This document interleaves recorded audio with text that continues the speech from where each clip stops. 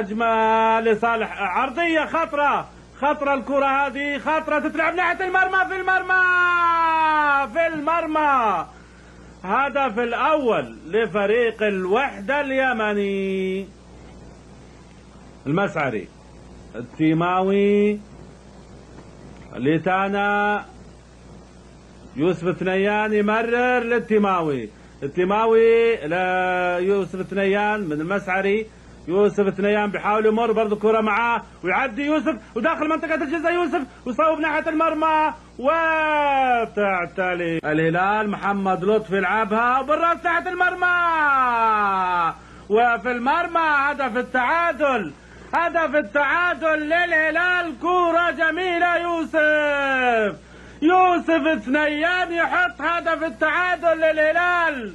كرة جميلة، شوف محمد لطفي يلعبها براسه ويوسف ثنيان براسه يلعبها في المرمى ويسجل هدف التعادل للهلال بعد انطلاق المرمى. وعبد الله جمعان في المرمى، جول! الهدف الثاني لعبد الله جمعان. عبد الله جمعان يحط الهدف الثاني بعد كرة صوبها بياز. شوف بياز بيساره صوبها في المرمى، ارتدت من حارس المرمى لعبد الله جمعان اللي بيمينه بكل سهولة يحطها في قلب المرمى ويسجل منها الهدف الثاني لصالح فريق الهلال السعودي.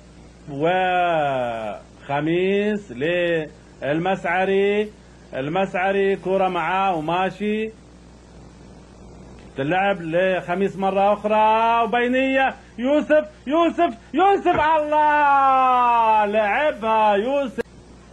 بيحاولوا اللعب بسرعة محاولة لتسجيل هدف التعادل وبمر وبحاول خطرة ناحية المرمى وفي المرمى هدف تعادل لفريق الوحدة اليمني. وفي هذه اللحظة يطلق حكم المباراة صافرته معلنا نهاية هذه المباراة بتعادل الفريقين بهدفين لكل منهما. ومبروك لفريق الوحدة اليمني في الواقع هذا المستوى الجيد اللي ظهر به فريق الوحدة اليمني أمام فريق الهلال السعودي. وأنور السروري يحصل على مبلغ $500 وأيضا خالد التيماوي من الهلال يحصل